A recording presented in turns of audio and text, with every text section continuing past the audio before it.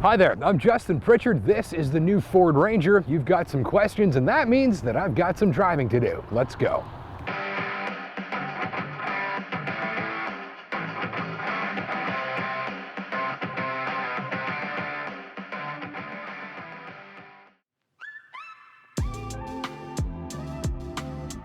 It's back, and mostly this new age Ranger is a reincarnation of a past sales superstar that has a lot of good stuff going on. Like the old Ranger and Mazda B series twins from days gone by, this new unit offers shoppers a pickup choice that's smaller, easier on fuel, and more maneuverable than a bigger rig, though it shares plenty with its big brother, the F-150, including the EcoBoost badge, the 10-speed automatic, and more. Ranger and F-150 are even torture tested by the engineers side by side.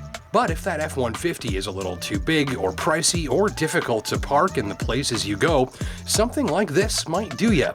Downsizing is in and smaller cells. Used to be that if you needed a little truck to haul a little boat trailer, you bought a great big truck. That might be wasteful, which isn't so trendy these days, and so expect to see more smaller pickup options like this. So you'd consider one of these alongside machines like the Frontier, Colorado, Canyon, Tacoma, maybe even the Honda Ridgeline. And none of these is the best or the worst choice, but each has various pros and cons that dictate how well it will work for your specific lifestyle and needs. And if those needs include good ride quality, a really good powertrain, and almost all of the high-tech goodies you like, you'll probably find this new Ranger to be worth a look. Let's start under the hood with what I figure is probably the best part of this machine, the powertrain. This 2.3-liter 4-cylinder turbocharged EcoBoost engine is small but mighty. You get 270 horsepower and a generous 310 pounds of torque, available from very low revs thanks to that turbocharger. It's the smallest pickup truck engine going, but it's also the torque output leader in this segment. And remember that torque is the all-important figure when you're moving something heavy, like say a truck and a trailer. From the driver's seat, lots of pull with minimal throttle, very few revs required, and that means it feels more effortless and runs more quietly more of the time. And the 10-speed automatic just makes all of that work better. You get better acceleration, lower cruising revs, and with more gears, it's smaller, smoother shifts, and the whole thing feels more refined more of the time. If you're coming to Ranger from any other smaller pickup on the scene, you'll likely not be left wanting for more power. All said, I'm happy to tell you that overall this is the snappiest, quietest, and most refined powertrain in this segment right now, and don't be too freaked out by the whole 10-speed transmission thing. You won't notice the gearbox is even doing anything at all most of the time. So that's the best part of the Ranger. Now let's look at the worst, the interior. Now there isn't a pickup cabin right now in a midsize that'll blow anyone's pants off with its looks or anything, but much of what you see and hear seems carried over from a Ford Focus from like 2014 or so. On appearance then, this cabin is brand new but already looks a little bit dated. And there are a few other gripes in here too, like the rear seats that flip up entirely. No split folding function means that you can have all of the rear seats or none of them, nothing in between, and that reduces flexibility. Also, the lower center stack controls are hard to read and hard to see at a glance since they're down here where it's fairly dark and the labels are printed fairly small on each button. No gripes about the central command interface though. It's logical, responsive, and intuitive to use in just a few minutes. Elsewhere, you get blind spot mirrors, radar cruise, automatic climate control, partial powered seats, automatic lights, and more. It's mostly modern on the featured content front, though it is missing at least one thing. It is a good old-fashioned switchblade key and a good old-fashioned remote to unlock the doors. I'm sure this is the first vehicle I've ever driven with radar cruise and a mechanical ignition. Entry and exit require a little hop, and once on board, the cabin is sufficient for 4 adults if you've got those rear seats folded down, but do remember this is not an F-150 and the cabin is roomy enough, but that's about it.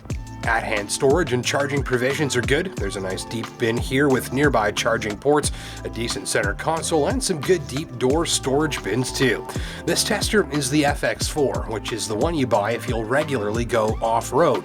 It adds upgraded tires, skid plates, off-road tuned shocks and suspension bits, and every off-roader's favorite feature, a Dana rear axle that features push-button diff lock for extra bite when the going gets greasy.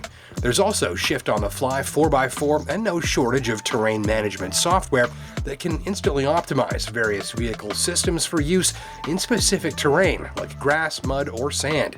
Trail control further is like cruise control for the bush. Set it to, say, 3 kilometers an hour, and the Ranger handles throttle and braking to maintain that speed no matter the traction or incline, so you can just focus on steering.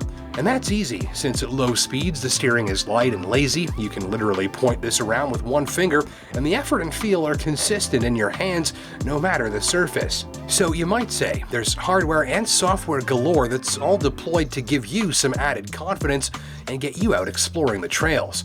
And while you're there, on or off the road, you'll likely find the ride to be pretty well done. Even with the beefed up FX4 suspension, Ranger keeps ride quality nicely in check, and it's only on the rougher, harsher roads where you start to feel that rigid pickup truck jiggle beneath you. On smooth roads and highways, you mostly feel like you're driving a big, tall, heavy car, and on rough roads and trails, you're getting jostled around a little, but it feels very durable and tough. Most pickup truck fans will find the Ranger rides just how they like on any surface, though you might want to skip the off-road package if you find the FX4 shocks to feel too stiff. Passing and merging power are excellent, and this truck really scoots when you ask it to, even if the engine is nothing much to listen to.